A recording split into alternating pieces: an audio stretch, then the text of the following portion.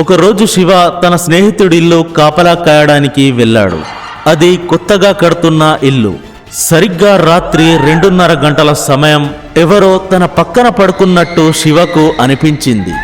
కళ్ళు తెరిచి చూస్తే అక్కడొక అందమైన అద్భుతమైన అందగత్తి. ఎర్రటి చీర, నుదుడున పెద్ద బొట్టు, ఒంటి నిండా బంగారు నగలు. ఆమె శివను చూస్తూ నవ్వుతుంది. ఆ నవ్వుకు శివ మతి భ్రమించినట్టు ఆమె వెనకే వెళ్తున్నాడు. ఆమె మెట్లెక్కి పై అంతస్తుకు వెళ్ళింది. శివ కూడా వెళ్ళాడు. అక్కడంతా చీకటి. సడన్ గా ఆమె మాయమైపోయింది. నమస్తే, welcome to Telugu dark files. మీరెప్పుడైనా గమనించారా, మన కంటికి కనిపించే ప్రపంచం కంటే కనిపించని ఆ శక్తుల ప్రపంచమే చాలా భయంకరమైనది. మీరు దేవుణ్ణి నమ్మినా నమ్మకపోయినా, దయ్యాలను నమ్మినా నమ్మకపోయినా, మీ చుట్టూ ఒక అదృశ్య శక్తి తిరుగుతూనే ఉంటుంది. ఆ శక్తే మీ ఆత్మ. ఈరోజు నేను మీకు చెప్పబోయే కథ ఏదో సినిమా కోసం రాసింది కాదు.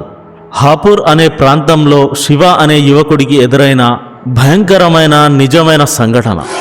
శివ కూడా మీలాగే నాకు దేవుడన్నా దయ్యమన్నా నమ్మకం లేదు అని అనేవాడు.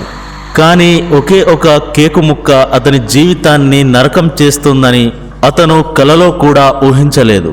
అతని శరీరం మీద ఇప్పటికీ ఉన్న ఆ వింత గుర్తులు దేనికి సంకేతం? మీరు ఈ కథ విన్నప్పుడు ఒంటరిగా ఉంటే, మీ వెనక ఎవరో ఉన్నారని ఫీలింగ్ వస్తే దయచేసి వెనక్కి తిరిగి చూడకండి. శివ 18 ఏళ్ల కుర్రాడు, మంచి కండలు తిరిగిన శరీరం. జిమ్ అంటే ప్రాణం. వాళ్ళ నాన్నగారు ఇండియన్ ఆర్మీలో పనిచేస్తూ కాశ్మీర్లో ఉండేవారు. ఇంట్లో శివ వాళ్ళ అమ్మగారు మాత్రమే ఉండేవారు. శివకు క్రమశిక్షణ ఎక్కువ. రోజుకు 2 సార్లు జిమ్కెళ్లడం అతని దినచర్య. జిమ్ ఓనర్కు శివ మీద నమ్మకం ఎక్కువ. అందుకే జిమ్ తాళాలు శివ దగ్గరే ఉండేవి. తెల్లారి 4:30 గంటలకు అందరికంటే ముందు వెళ్ళి జిమ్ తెరవడం శివ బాధ్యతే. రాత్రిపూట కూడా 9:30 లేదా 10 గంటల వరకు వర్కౌట్ చేసి వచ్చేవాడు. శివ వెళ్లే దారిలో ఒక పాడుబడిన శ్మశానం ఉండేది. కానీ శివకు భయమంటే తెలియదు. అతని జీవితంలో అప్పటికే రజని అనే అమ్మాయి ఉండేది. వాళ్ళిద్దరూ ఒకరికొకరు ప్రాణంగా ప్రేమించుకునేవారు. అప్పటి వరకు అంతా సాఫీగానే సాగుతుంది. అప్పుడే వాళ్ళొక అద్దెంట్లోకి మారారు. ఆ ఇంట్లోకి వెళ్ళిన తర్వాతే వింతలు మొదలయ్యాయి. ఒకరోజు జిమ్లోకి ఒక కొత్త అబ్బాయి వచ్చాడు. అందరితో చాలా సాఫ్ట్గా మాట్లాడేవాడు. చాలా సాఫ్ట్ నేచర్ అతనిది. ఒకరోజు తన బర్త్డే అని కేక్ తీసుకొచ్చాడు. శివకు కూడా ఒక ముక్కిచ్చాడు. ఆ కేక్ని శివ ఎంతో ఇష్టంగా తిన్నాడు. ఆ రాత్రి శివ 10 గంటలకు జిమ్ లాక్ చేసి తన ఇంటికి బయలుదేరాడు. రోజులాగే ఆ శ్మశానం దారి నుండి వెళ్తున్నాడు. సడన్ గా శివకి తన బైక్ చాలా బరువుగా అనిపించింది. ఎవరో వెనుక కూర్చున్నట్టు, తన భుజాల మీద 2 చేతులు వేసినట్టు ఒక వింత అనుభూతి. వెంటనే బైక్ ఆపి దిగి చూస్తే ఎవరూ లేరు. టైర్ పంచర్ అయిందేమో అనుకున్నాడు. టైర్ వైపు చూస్తే అంతా బాగానే ఉంది. సరే ఏముందో అని ఇంటికి వెళ్ళాడు. ఇంటికి వెళ్ళాక శివకు విపరీతమైన నీరసం. ఆ నీరసం జిమ్ అలసట అనుకొని నిద్రపోయాడు. కానీ ఆ నీరసం కేవలం మొదటి సంకేతం. మరుసటి రోజు నుండి శివ ప్రవర్తనలో మార్పు వచ్చింది. ఎప్పుడు యాక్టివ్గా ఉండే శివ ఇప్పుడు జిమ్ బయట కుర్చీ వేసుకుని ఖాళీగా కూర్చుంటున్నాడు. లోపలికి వెళ్ళి వర్కౌట్ చేయాలంటే అతనికి విపరీతమైన భయం. ఏదో బరువు నా మీద పడిపోతుందనే ఆందోళన. ఒకరోజు రాత్రి శివ ఇంట్లోనే పడుకొని ఉన్నాడు. అతని మంచానికి కొంచెం దూరంలో వాళ్ళ అమ్మ నేల మీద పడుకున్నారు.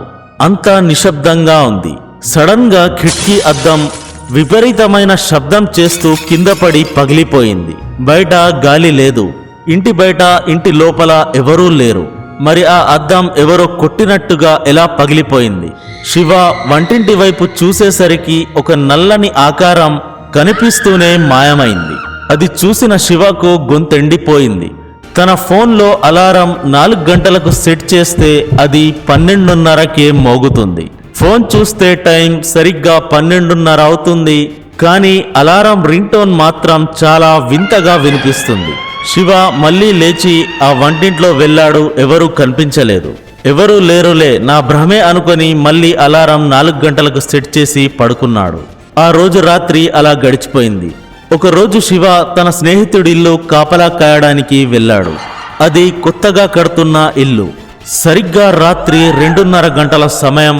ఎవరో తన పక్కన పడుకున్నట్టు శివకు అనిపించింది. కళ్ళు తెరిచి చూస్తే అక్కడొక అందమైన అద్భుతమైన అందగత్తి. ఎర్రటి చీర, నుదుడున పెద్ద బొట్టు, ఒంటి నిండా బంగారు నగలు. ఆమె శివను చూస్తూ నవ్వుతుంది. ఆ నవ్వుకు శివ మతి భ్రమించినట్టు ఆమె వెనకే వెళ్తున్నాడు. ఆమె మెట్లెక్కి పై అంతస్తుకు వెళ్ళింది. శివ కూడా వెళ్ళాడు. అక్కడంతా చీకటి. సడన్ గా ఆమె మాయమైపోయింది. ఒక భయంకరమైన నల్లటి గాలి శివ ఒంట్లోకి దూరినట్టు శివకు అనిపించింది. ఆ క్షణం నుంచి శివ పూర్తిగా మారిపోయాడు. తనలో తాను మాట్లాడుకోవడం, అద్దాన్ని చూస్తూ నవ్వడం మొదలుపెట్టాడు. ఒకరోజు రజనీతో మాట్లాడుతుండగా అతనిలో ఒక వింత గొంతు వినిపించింది. రజనీ, శివాను వదిలేయ్, నా మాట విను. నాకు శివ రక్తం కావాలనే గొంతు. ఆ గొంతు శివాని పూర్తిగా తన అదుపులోకి తెచ్చుకుంది. శివ ఇప్పుడు శివ కాదు, ఆ శక్తి బానిస. శివ పరిస్థితి చూసి వాళ్ళ నాన్నగారు కంగారు పడి తమ బంధువుల్లోనే ఉన్న ఒక సిద్ధ పురుషుడు, మాంత్రికుడిని పిలిపించారు. ఆయన రాగానే శివ మీద ఏదో ప్రేతాత్మ ఉందని గ్రహించారు. ఇక్కడైతే ఈ ప్రేతాత్మ నా మాట వినదు. ఒక ప్రసిద్ధ ఆలయానికి తీసుకెళ్లాలని నిర్ణయించుకున్నారు. శివని బలవంతంగా ఆలయానికి తీసుకెళ్తున్నారు. కారులో వెళ్తున్నప్పుడు శివ ప్రవర్తన చాలా భయంకరంగా ఉంది. నన్నెక్కడికి తీసుకెళ్తున్నారు? వీడిని నేను చంపేస్తాను అంటూ శివ తన గొంతుతో కాకుండా ఒక స్త్రీ గొంతుతో అరుస్తున్నాడు. గుడికి చేరుకున్నాక ఆ తాంత్రికుడు మంత్రోచ్చరణలు మొదలుపెట్టారు. ఆ మంత్రాలకు శివ ఒళ్ళు విరుచుకపోతుంది. కళ్ళు ఎర్రగా మారిపోయాయి. గంటల తరబడి జరిగిన ఆ పోరాటంలో శివ స్పృహ కోల్పోయాడు. స్పృహ కోల్పోయాక చేతికి దారం కట్టి శివను ఇంటికి తీసుకెళ్లమని ఆ మాంత్రికుడు చెప్పారు. కొన్ని రోజుల తర్వాత శివ కోలుకున్నాడు. అప్పుడు ఆ తాంత్రికుడు అసలు నిజం చెప్పాడు. శివ, నీకు ఆ రోజు జిమ్లో కేకిచ్చిన అబ్బాయి ఉన్నాడే, వాడు రజనీని ఇష్టపడుతున్నాడు. నిన్ను వాడి దారి నుండి తప్పించడానికి ఒక మంత్రగాడి సహాయంతో ఆ కేకుపై యక్షిని పూజ చేసి యక్షినిని బంధించి నీకు ఆ కేకు తినిపించాడు. కానీ ఆ యక్షిని నిన్ను పూర్తిగా వదలలేదు.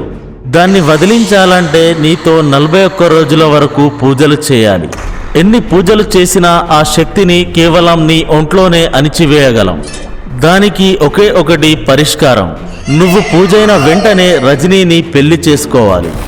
41 రోజులు గడిచాయి. రజనీకి శివకి పెళ్ళయింది. శివ ఆ యక్షిని నుంచి బతికి బయటపడ్డాడు. పెళ్ళయ్యాక ఆ మాంత్రికుడు శివతో ఇలా అన్నారు. ఏమైనా తప్పుడు పనులు చేస్తే నీ ఒంట్లో ఉన్న ఆ శక్తి మళ్ళీ మేల్కుంటుంది, జాగ్రత్త. చివరి మాట. శివ పెళ్ళైనప్పుడు ఆ యక్షిని శివ వీపుపై తన గోర్లతో విపరీతమైన గుర్తులు చేసింది. ఎందుకంటే శివ రజని పెళ్లిళ్లతో ఆ యక్షిని తనతోనే బంధించబడింది. ఆ రాత్రి పడిన గోరు గుర్తులు ఇప్పటికీ కనిపిస్తూనే ఉంటాయి. ఎవరైనా తెలియని వాళ్ళు తీపి వస్తువులు ఇస్తే తినే ముందు ఒక్కసారి ఆలోచించండి. ఎందుకంటే ఆ తీపి వెనుక ఎంత భయంకరమైన చేదు దాగుందో ఎవ్వరికీ తెలియదు. ఈ కథ మీకు నచ్చినట్లయితే ఇలాంటి మరిన్ని కథల కోసం సబ్స్క్రైబ్ చేసుకోండి.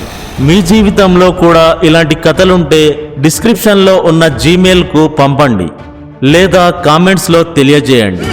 రాత్రిపూట ప్రయాణించేటప్పుడు జాగ్రత్త. మీ వెనక ఎవరో ఉండొచ్చు. మళ్ళీ వచ్చే వారం ఇంకో భయంకరమైన కథతో కలుద్దాం. అంతవరకు జాగ్రత్త.